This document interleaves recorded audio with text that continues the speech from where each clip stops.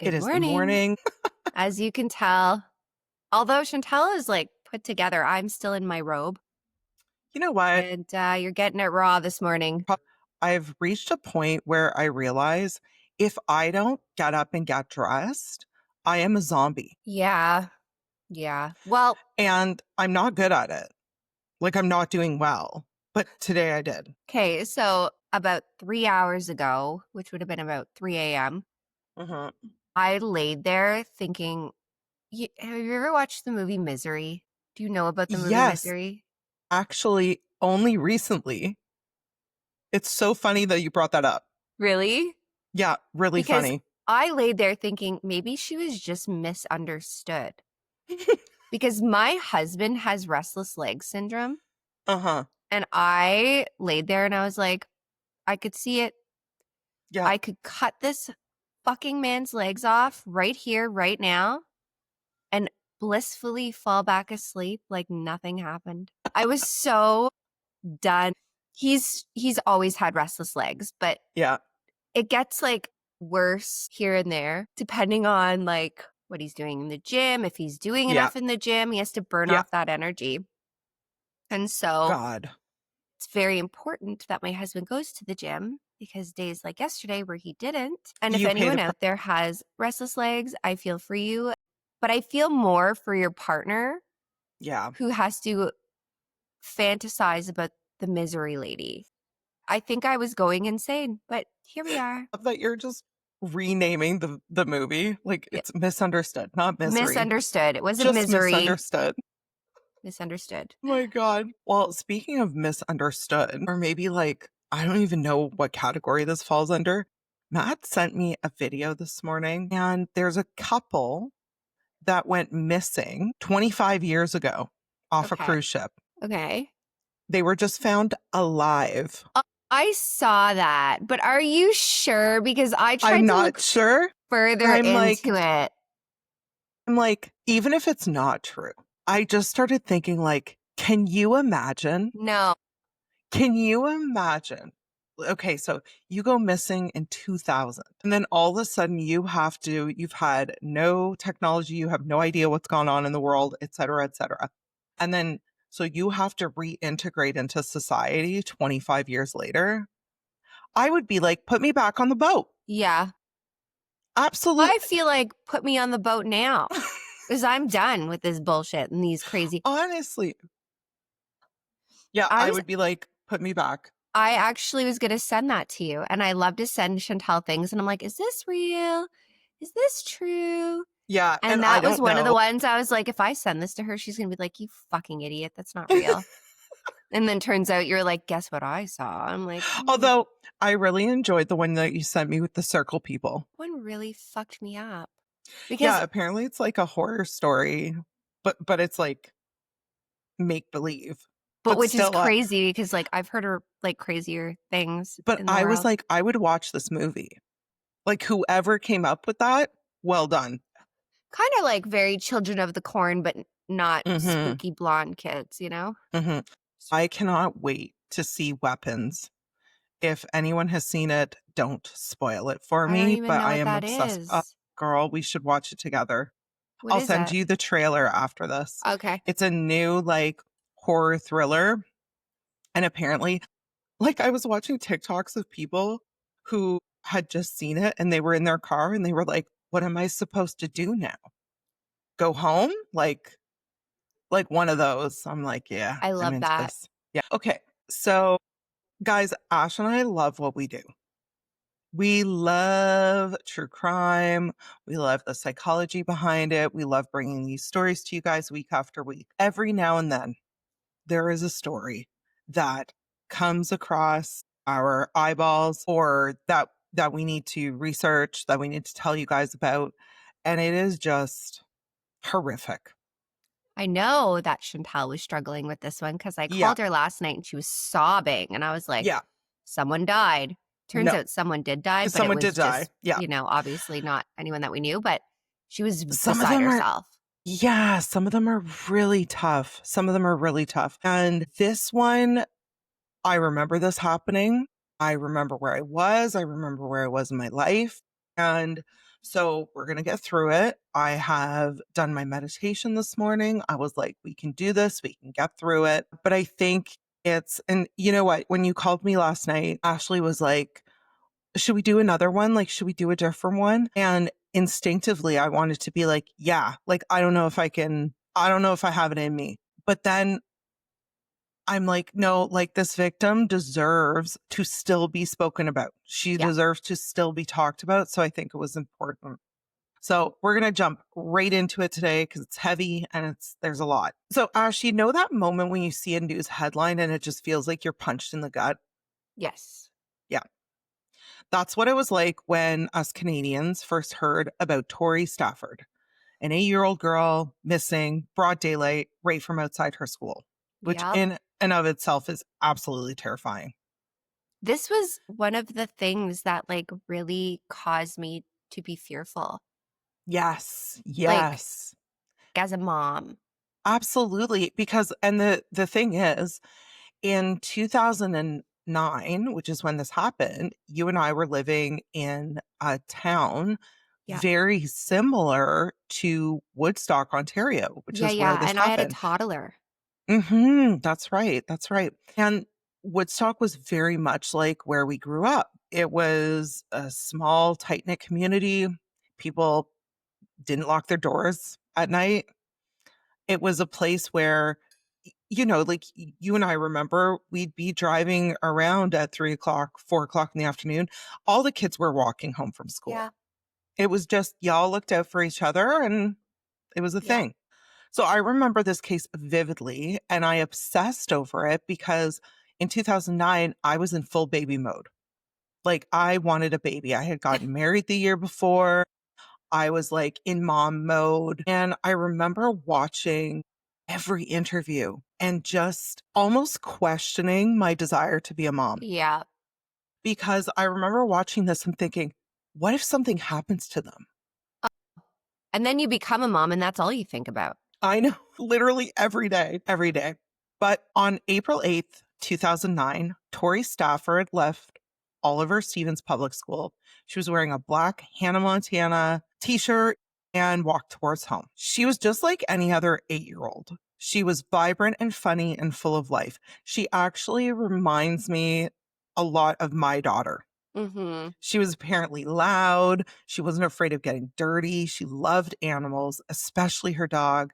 And she was just this like goofy energy that when she walked into a room, you didn't have a choice but to notice her. Like even if you didn't want to, she was there. She would like hunt for frogs, which I loved doing as a child. That's my She was just nightmare. like I loved hunting for frogs. I was obsessed with it. She was just like a good Canadian girl. She grew up in Woodstock, Ontario. Her mom said Tori was just one of those people that everybody knew. Like, even if you had a brief encounter with her, you'd be like, oh, yeah, Tori. Like, I remember her. Yeah. Her name was Victoria, Yeah. but everybody called her Tori. And she was a little bit of a tomboy. So she kind of preferred going by Tori. Tori's parents, Tara McDonald and Rodney Stafford, had divorced when Tori was 2 years old. So she was very young. Mm-hmm. Tori had an older brother, Darren, who she loved deeply. They were so close. It was adorable. Life wasn't always easy for the split family. Despite some setbacks, the children were always loved, which Good job, mom and dad. yeah, honestly, Yeah. and we talked about it a little bit further down, but there was some substance addiction issues, but it really sounds like the children were always a priority. The children were always loved, and they knew that. So at the time in 2009, they spent most of their time with their mom, but Rodney was making more and more of an effort to spend time with them. All right, so April 8th, Tori gets let out of classes at the same time as all her classmates. But when she got outside, she remembered she had forgotten the butterfly earrings she had borrowed from her mom that morning in the classroom. So she had asked the teacher, can I go back and grab them? And the teacher was like, yeah, go quick, quick. Mm-hmm.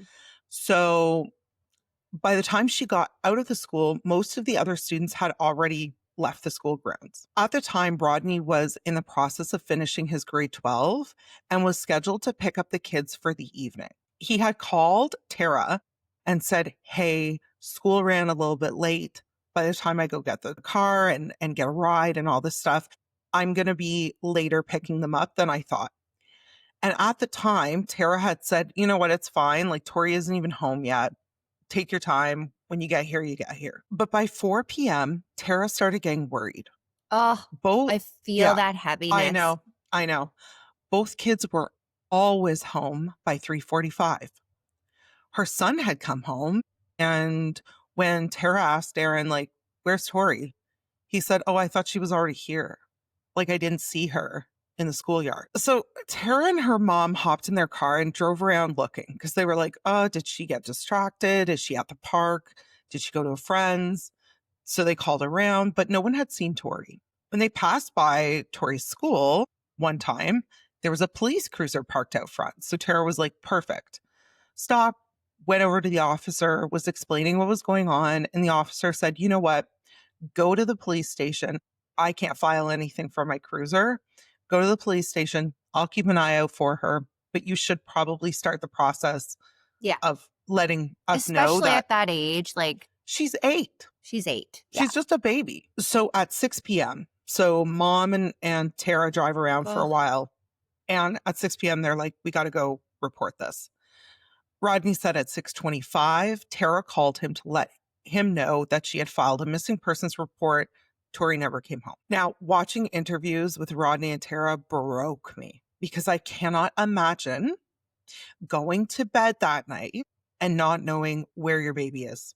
I don't know that I could like go to bed or stop looking and like I Yeah. know that the police are like, you have to stay here in case, someone Yeah. calls or comes here, but you would just be frantic. There are so many interviews with Tara and Rodney separately. And I have a 13-year-old, almost 14-year-old. I have known where she is from the moment she was conceived till today. Mhm. So I cannot imagine a mom going to bed at night not knowing where her baby is. I just can't. Wait till she starts sneaking out and you wake up in the Oh, middle of the night and you're like, I will rage. I will rage. No, I will be that crazy mom. I'm gonna get that horn from what's the movie? Dun, dun, dun, dun, dun, dun, dun. oh my God, Dukes of Hazzard. Yeah, I'm gonna get that horn installed on my Toyota Corolla, and God. if she sneaks out, I'm literally gonna go through the town just like honking that My sound thing would until she be, comes out. mine was, I would text and be like, you have 10 minutes to get here or I'm calling the police. And I'm because I gonna would be call, insane. decline, call, decline. Yeah. You have 10 minutes. Like, I also had her on a map. So, like, I knew exactly where she was. She'd be like around the corner at her buddy's house. Like, get. And mind you, we lived in a suburb and her friend's dad was a police officer. So, like, I wasn't overly concerned because it was 2 driveways over, but still, I'd be like, get home. I will be next level. And if my daughter is listening, get ready, hun. Oh, and Auntie I will be Ashley will next be level. out there too. I will be next level. I will literally text her and be like, what did you do? Your bedroom's on fire. She'll come home. Anyway. So this all happened on Wednesday. So Thursday morning, it was go time. Nobody has seen Tori. She did not come home. No one's heard from her. Terrifying. So there were thousands of missing persons posters going up all over the area. Everyone, like, people were stopping cars to give them the poster with the picture of Tori. But there was no Amber Alert. And you might ask why, as I did, and as so many people did. Yep. Amber Alerts are issued when there is strong evidence-backed suspicion that a child has been abducted. Which, blows my mind. And this is why. Because I've seen Amber Alerts where it's a custody thing. Yes. And in this case, it's like, okay, there's obviously not a custody thing. This child is missing.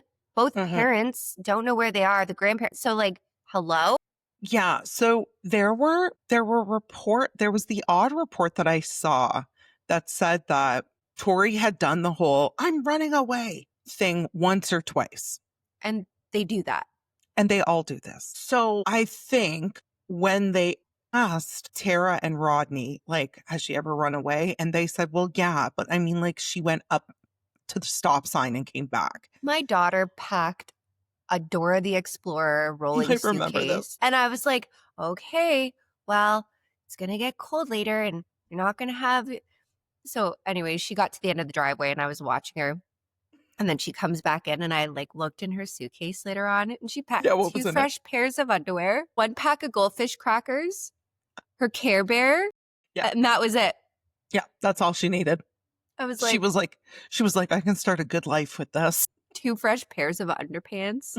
I mean, I No taught her actual well. clothing. Yeah, yeah, good for you. Good for you. Yeah, so no Amber Alert was issued.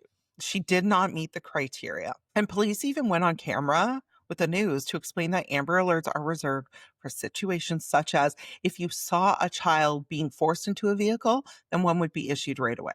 And then after everything happened, there was a lot of talk about Amber Alerts. And I do think that they changed some of the Yeah, they have. restrictions. They Yeah. have because I have seen Amber Alerts where it says like suspected Yeah. foul play. Yeah. Which So, but at the time, it was 2009. We didn't have that. So it's still Thursday. It's been about 24 hours after Tori has been missing. And we get our first break in the case. As police are collecting video footage from around her school, they find a very brief clip of a woman in a white jacket leading Tori away from the school. There is no struggle, just a woman in a jacket walking calmly away. Her because parents, we've been taught to trust women. They're yep, motherly. They're, if you get lost, find a mommy. yep, They'll help you. yep, Makes me sick. yep. Her parents even said when they saw the footage, they said, this must be someone she knows because her dad mentioned like she's skipping there. Like she was happy to go with this woman. Now, Tara and Rodney were under scrutiny immediately because unfortunately, very similar to the husband did it theory, when they saw this footage, it's a woman with dark hair. Mom was a woman with dark hair. But right away, she was like, it's not me. I'm 5'9". The woman in the video is 5'2". And they could determine that based on where Tori came up to Right. on the woman. And also, like, let's think here for a second, people. Before we Yeah. start pointing fingers at Yeah. situations like this, really take a step back because Mhm. you don't know. And why the hell would a mother kidnap her own child when she could have easily done something Yeah. to her child in the privacy of her own home? Yeah. Now, it happens. It does. Unfortunately, it does happen, but also it's like, come on. Okay, so now we're taking a moment to have my PSA for this episode because this plays into it very heavily. Guys, everyone reacts differently to grief. Every single person. To loss. I know someone who giggles when she's at a funeral, like full on, like, It's me. I'm someone. right? Like it's a nervous tick. It's a nervous thing. Yeah. And you can't really control it. And in this case, Tara was not a big crier. She didn't cry publicly. And that's okay. And we need to remember she was probably in a constant state of shock during this time. Her baby is gone. But the media and Rodney came down pretty hard on her lack of emotion. There is a fight that Rodney and Tara have on the front lawn in front of cameras where Rodney asks Tara why she isn't showing any kind of support or emotion for their missing daughter. And Tara snaps back and says, you want to talk about support? Where have you been for the last 9 years? Boy. And she ends up like flipping him off and just walking into the house. Now they Yeah. do come together the day after that. They call another media conference and they say like, we're sorry for the way we acted yesterday. Please understand that like our emotions are high. And I really respect these two. Yeah. We have to I remember can some relate things. though. Like I can Yeah. relate to that because when I get really stressed out, like I mean Mhm. like I know. right, I will shut down. Yep. And like even my husband has been like sometimes like you can seem cold, but it's because I can't even like process what's Yeah. happening, so I can't like yeah. Well, and we know, I know from like years of therapy. Thank you, therapy. we mask. Yeah. It's literally we put on a mask. We have to put our shit on a shelf for the time being so that we can get through what we need Mhm. to get through. And that's what it kind of sounded like Tara was going through because she also didn't participate in the searches for Tori either. And she faced so much criticism for I that. don't And think you I know could have what? either. Exactly. Like, what? I'm supposed to Exactly. start looking for my child to be found somewhere in the like, no. That's what Tara said. She was like, okay, cool. So I'm out in the bush looking for my child. What if I find her? Yeah. How am I supposed to go on? No, no. So, all this to say, we have to remember everyone grieves differently. Everyone goes through shit differently. Tara was probably in shock. And let us remember, she had another child to care for at Mhm. home. And as much as people will say, oh, well, he could have stayed with the grandma or whatever, he probably needed his mom. His sister Yeah. was missing. Yeah. All that to say, but the rumor mill, like we know it does in small towns, Mhm. went absolutely balls to the wall. Mhm. There was even a Facebook page called Help Convict Tara McDonald, Gross. which, guys, you got to calm down. Now, Tara was regularly interrogated and she was interrogated hard. She Mhm. said they would wait for her to slip up. Everyone convinced she must have had something to do with this because Tara was completely honest with the police. She said, I struggle with Oxycontin use. Okay. Okay. So So did immediately, so many people during that time because it was a right? fucking pandemic of people abusing this drug because nobody thought it was Yep. addictive. And I'll die on Yep. that hill. Yep.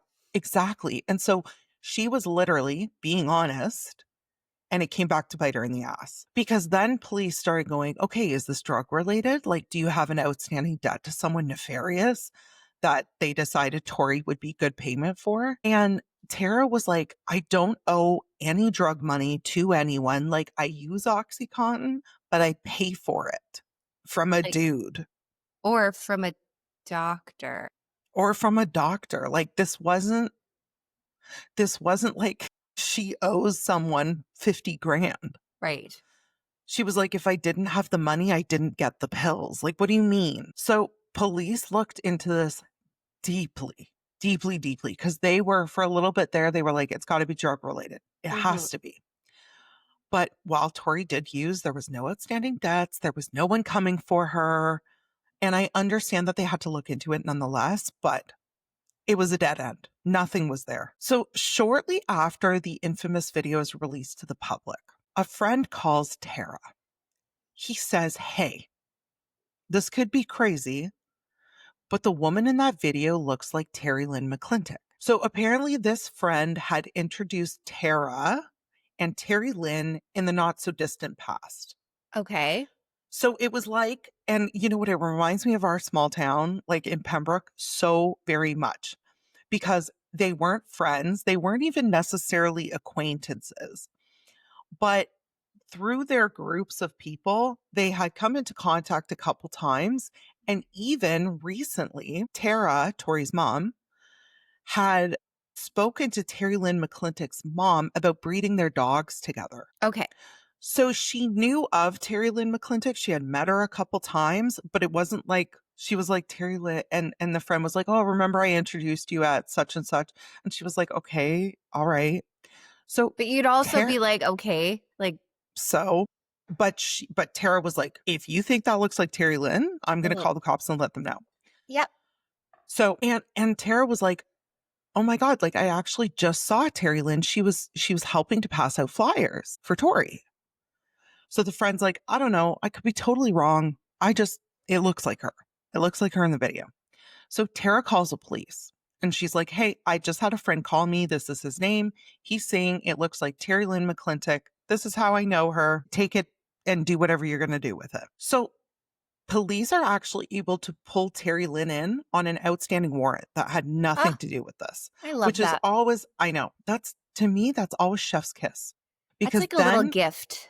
yeah, then you have them in they can be in jail and you can basically access them anytime you want, Mm-hmm. which I appreciate. So this was 10 days after Tori had been missing and 5 days after Terry Lynn was arrested, the OPP finally joined the search. I know. And they did receive a lot of like, what the fuck do you mean 10 days I after? know. I know. But we've said this a million times before, there's a lot of red tape. You There can't is, and you have to just remember, like, I know this from where we grew up. Mhm. Pembroke had its own police force. So the OPP technically had to kind of be asked Yes. to Yeah. come in because a police Yeah. officer is a police officer. Mhm. So, like, a small town police officer and an OPP officer, they were trained the same. They have the Yeah. same, So, this all to say that a small town detective or a small town police officer is not less than. No. However, the OPP has more resources. That's exactly it. And they did face a little bit of like, well, why weren't you part of this right away? But I'm a little less likely to jump on that bandwagon because Yeah, there are processes in place and they 100%. do have to follow them. However, up until this point, Tori had been a missing girl. Tori had been a runaway. Tori had been oh my God, what if she was playing in the park? What if she fell in the water? This and that.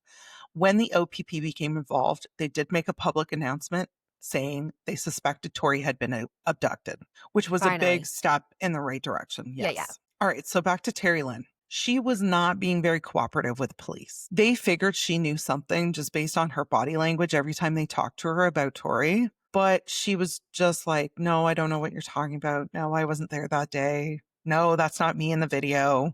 Just very uncooperative. So they started asking her about her boyfriend, Michael Rafferty. He had called her a few times and visited her twice in jail.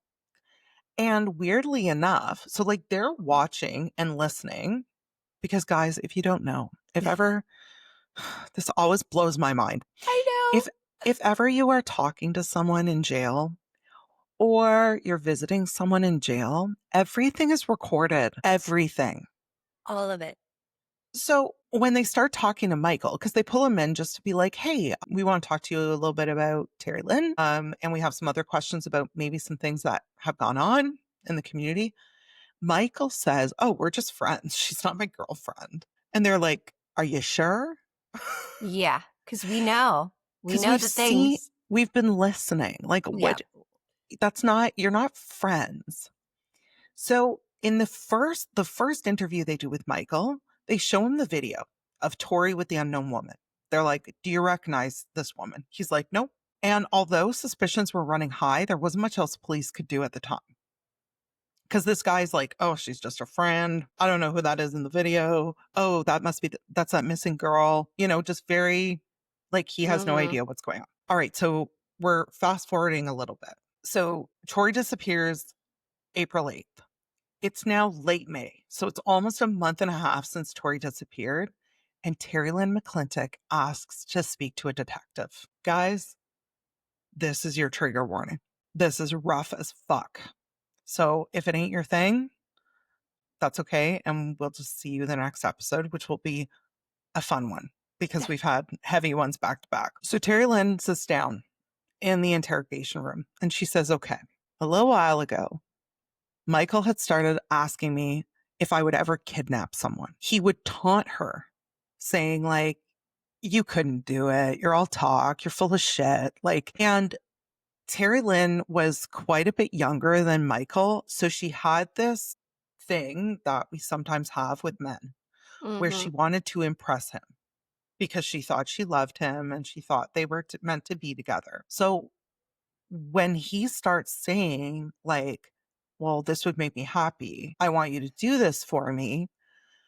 And then taunting her saying like, oh my God, you never do it. Don't be ridiculous. She was like, I'm going to fucking show you. So she said, yeah, I'd do it. And he's like, okay, well, it's got to be a girl because they're easier to manipulate. Makes me sick, but continue. So when Terry Lynn showed up just outside Oliver Stevens' school that day, she knew she was taking a little girl, but Tori was just in the wrong place at the wrong time. Ugh. Remember, Tori had gone back into the school So when she came out of the school, she was pretty much alone, headed home. And it was the perfect opportunity for Terry Lynn. So Michael was parked in his car about 300 feet up the road waiting. And Terry Lynn had got Tori to come to the car because she was like, oh my God, I have a little dog. Do you want to Mm-hmm. see him? And Tori is 8 years old and loves animals. Yeah. So she was like, yeah, which is probably why she was skipping Uh-huh. towards the fucking car. So as soon as Tori, and they did have to force Tori into the car because obviously once they started getting her in the car, she was like, what the fuck is this? No. So they pushed her in the backseat of the car, and Terry Lynn got in the backseat with Tori. They hit the highway right away. And Terry Lynn was basically in the backseat to keep Tori crouched down. They listened to the radio to see if there was anything on about Tori. Like they were fully paranoid that they had just kidnapped this child. Clintic said they stopped at a Tim Hortons and a house in Guelph to pick up pills. They then stopped at a gas station where Rafferty took out cash, then a Home Depot. And this time, Michael made Terry Lynn go in to purchase a claw hammer and garbage bags. I could throw up. I know. Now, I want to mention something here that pisses me the fuck off. I've watched Terry Lynn's interview, and she, like, while she's telling this whole story of what went down, she's crying, like doing the, like, I just, I sat in the back seat with her. And Oh, so, shut the fuck up. oh, yeah. So there's an instance where the officer that's interrogating her says, I'll be right back. I'm just going to go get more Kleenex. He gets up and leaves the room. And she's like, so he's in the room and he leaves and she's like, I can't. and the minute he enters the room, she's back to like, it's horrific. I say in instances like this, bring old Sparky back. Let's go. Right? Okay. She says after that, they drove out to a field. Terry Lynn says that Michael kept asking her, like, can you see me? Can you see the car? Like, walk up the road a little bit more. Like, can you see me? Can you see the car? Totally paranoid. And when she came back to the car, she said, I can't see the car. Like, all the lights are off. It's pretty dark. Like, you're good. And Terry Lynn says at this point, she went for a walk because she knew what was about to happen and she didn't want to watch it. When she returned, Mike was in the back seat of the car and Tori and Michael were only wearing shirts. Mm. Terry Lynn said she took Tori to go pee outside after the first rape, and she held her hand so she wouldn't fall. And Terry Lynn said she knew what had happened because there was blood in the snow. And she said she was sorry. And Tori said, just don't let him do it again. But she did let him do it again.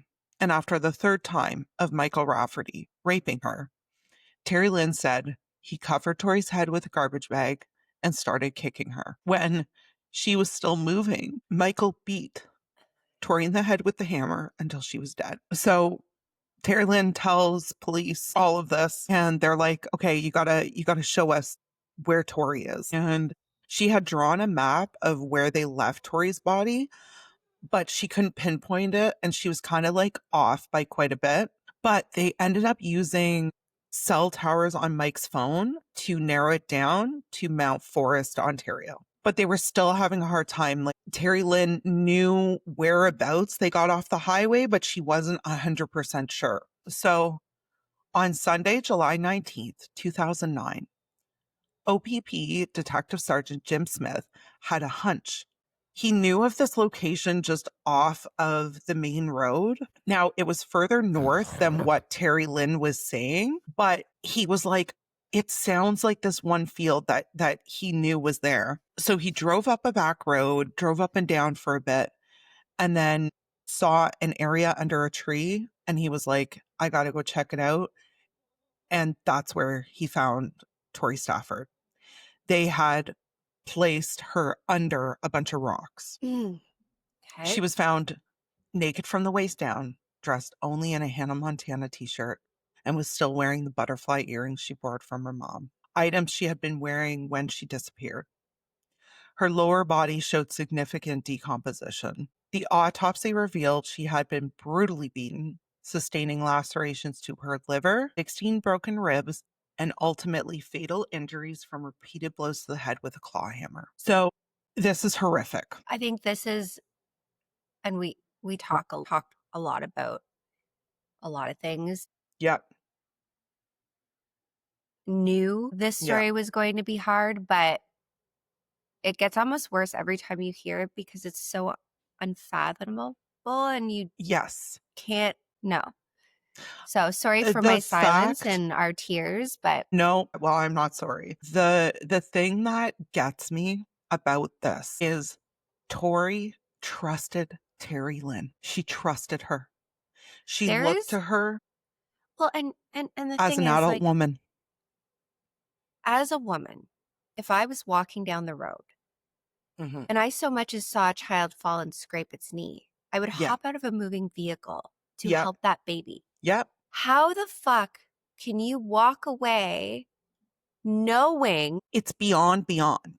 Yeah, It's beyond beyond, and I cannot, and I don't care. Like, I don't care if Terry Lynn is mentally unstable. I don't care if she had nope, a rough upbringing. I really don't give a fuck.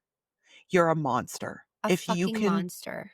If you can, after this little girl has been brutally raped and you're holding her hand so that she can pee, and she says, don't let him do it again, and you let him do it again, you're a monster, like, of the nth degree. You are the worst of the worst of the worst of This humankind. is where in Canada, um, I struggle so much with our justice system Oh, girl, you're going to be real mad by the end of this. because if I had my way, Hmm. I would fucking string this fucking bitch up Yeah. Hmm. in the fucking city central fucking town. Yep. And you know what? We talk about this all the time. Death penalty is a touchy subject. Yep. I definitely think it's a case by case thing. These two people should have never breathed another breath of No. air. So the family, heartbroken, devastated, and completely torn to shreds, holds a public memorial and a private one where they lay Tori to rest. Terry Lynn McClintock and Michael Rafferty were tried separately. And because Terry Lynn is a fucking monster, she changed her testimony last minute, like days before Of Rafferty's course she trial. did. She now claimed she had killed Tori, that Rafferty only sexually assaulted her. But the jury saw straight through her bullshit because remember, this is a woman who just wanted to please this shit stain of a human. Yep. She would do anything for Michael. And then also And part of it too, it makes you wonder, like, this fucking neurotic, disgusting garbage person is about to mhm, go to prison, a woman's mhm, prison full of mhm. mothers. Yeah, Like, yeah, I would be begging for the death penalty. right. Fuck. So, like I said, the jury saw through it. Rafferty and McClintock were found guilty and sent to prison for life Yeah. without the possibility of parole for 25 years. Right. But remember, this is Canada. Terry Lynn has the ability to apply for parole after 15 years, which is in 2 years, my friends. Uh-huh. And would you like to know why? In Canada, we used to have something called the faint hope clause. Yep. It was abolished in 2013, but it was a year after McClintock pled guilty, so new criminals cannot receive this. Yeah. They're Because she grandfathered was, in. yeah, because she was convicted prior to the law being abolished, it still applies to her. The faint hope clause was a rule in Canadian law that gave certain people serving life in prison a small chance to get parole earlier than expected. I could fucking die. Normally, if someone was given life without parole for 25 years, they would have to wait the full 25 years. But the faint hope clause allows them, after serving 15 years, to apply to a judge and jury to shorten that waiting period. If approved, they could ask the parole board for earlier release. And this is all going to come down like, what is this fucking monster like in prison? You know, is she putting Well, she on hasn't been great. well, She that was actually charged with violently assaulting another prisoner. that will help the cause in some certain way, but Yeah. the fact of the matter is The fact of the matter is, she shouldn't even have the opportunity to ask for any type of anything. Yeah. Yeah. Well, that's not where your rage is going to end today.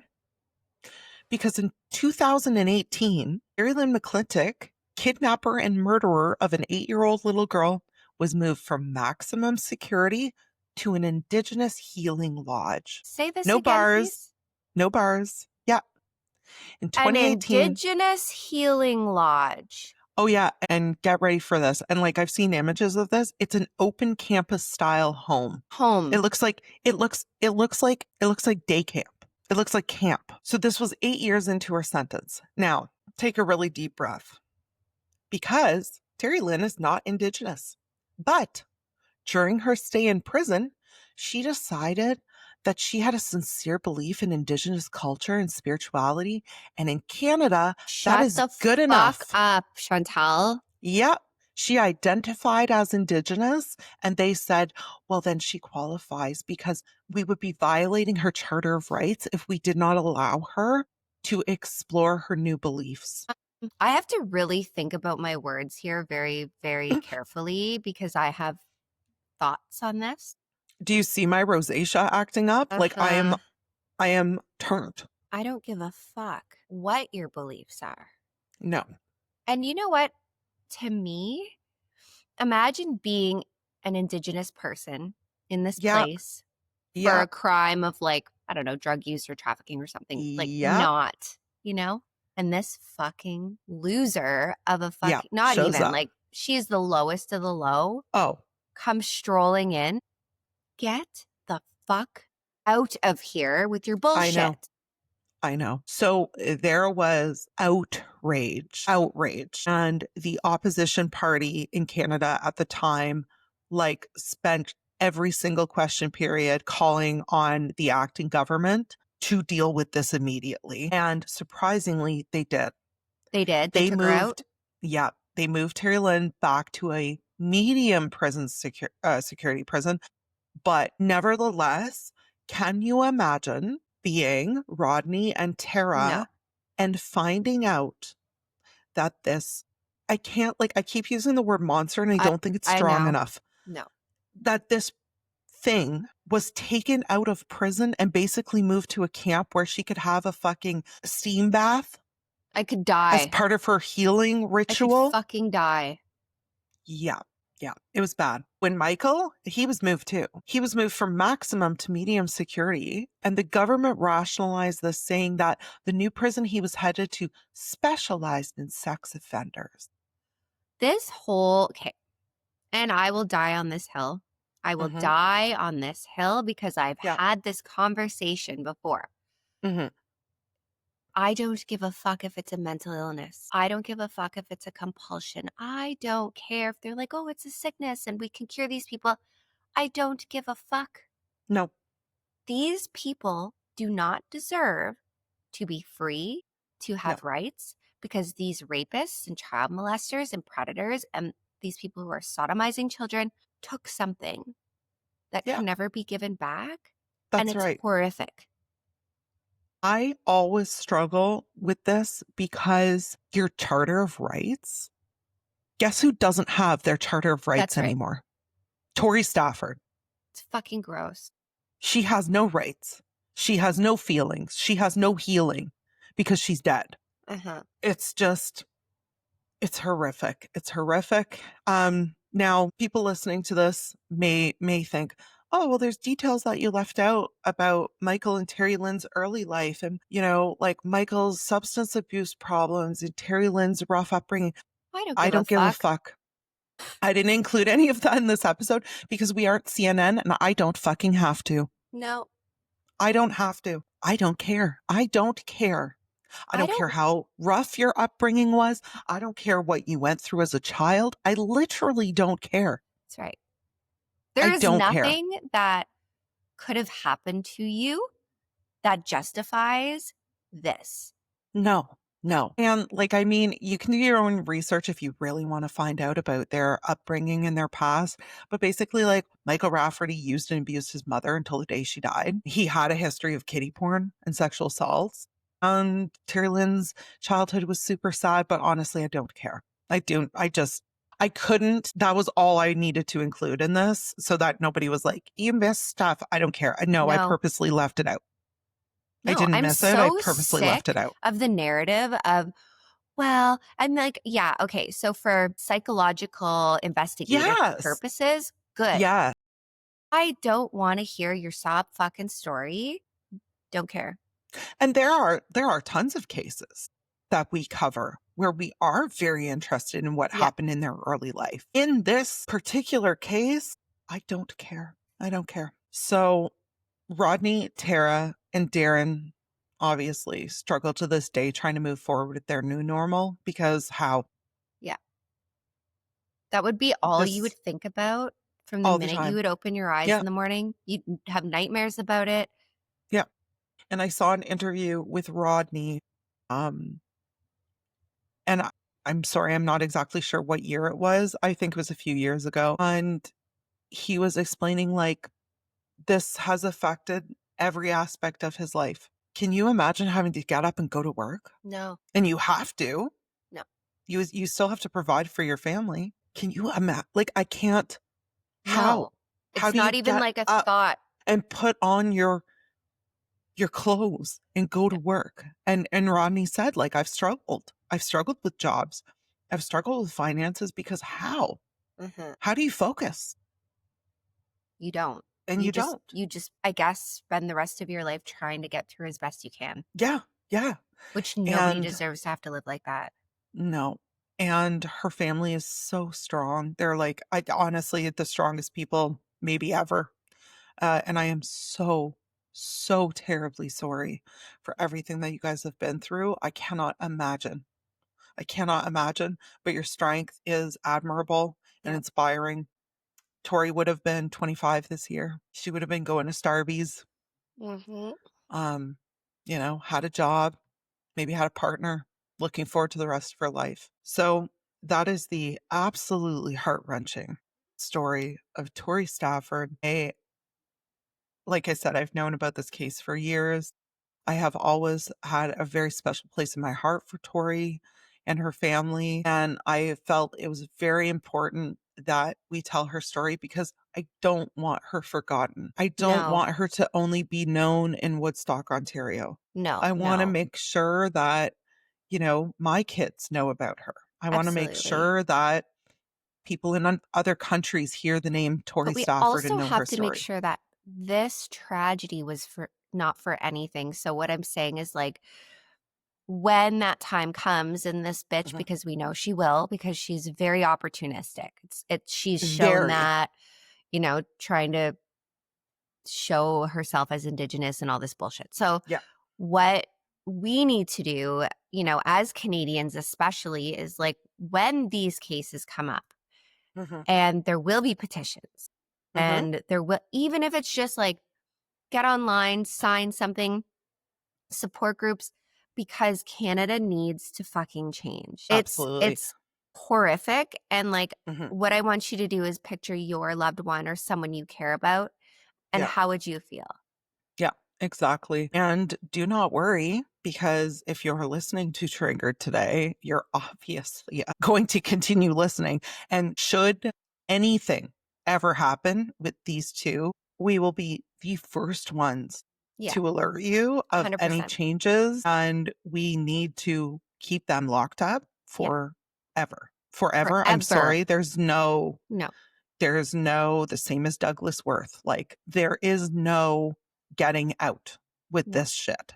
You And I have feel to. like we've been really, you know, disheartened. Like, and I just want to like put a PSA out there. We don't hate our country. It's not that I we hate our love country. this country. We love our country.